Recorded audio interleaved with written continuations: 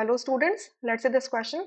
The question has one assertion and one reason. आपको correct option choose करना है. Assertion कहता है beta glycosidic linkage is present in maltose. ये maltose का स्ट्रक्चर दिया हुआ है. नहीं, ये माल्टोज का स्ट्रक्चर नहीं दिया हुआ, बिकॉज ये जो माल्टोज होता है, ठीक है, एक मिनट, ये जो माल्टोज होता है इट्स अ डाइसेकेराइड. डाइसेकेराइड मतलब एसिडिक या एंजाइमेटिक हाइड्रोलिसिस पे ये 2 यूनिट्स ऑफ क्या रिलीज करेगा, ये 2 यूनिट्स क्या रिलीज करेगा, 2 units of alpha D glucose.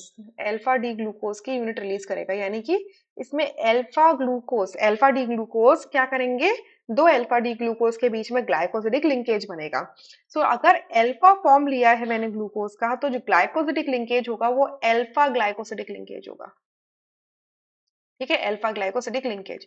और ये कौन से कार्बन के बीच में होगा, C1 एंड C4 होगा. ठीक है, तो यहाँ पर आप क्या देख रहे हो कि ये आपका ग्लूकोज तो दिया है, बट ये कौन सा ग्लूकोज है. देखो, अगर इसको देखोगे, लेफ्ट में देखो, तो ये ऊपर से हाइड्रोक्साइड आएगा, मतलब ये अगर इसको मैं तोड़ दूं, ठीक है, तो ये हाइड्रोक्साइड यहाँ आ जाएगा. ठीक है, ऐसे करके तोड़ दूं. और इसमें राइट में देखो, तो ये आपका हाइड्रोक्साइड कहाँ है, बिलो दिया हुआ है. यानी कि ये आपका क्या, अल्फा फॉर्म दिया हुआ है और ये आपका बीटा फॉर्म दिया हुआ है. मतलब अगर ये बॉन्ड टूटेगा तो आपका एक यूनिट तो बीटा ग्लूकोज की निकलेगी और एक अल्फा ग्लूकोज की निकलेगी, जो कि गलत हो जाता है.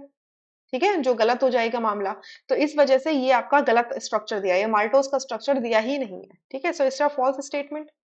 रीजन में लिखा है maltose is composed of 2 glucose units in which C1 of 1 glucose unit is linked to C4 of another glucose unit. बिल्कुल सही है, C1 C4 लिंकेज होता है, तो ये बिल्कुल ट्रू है.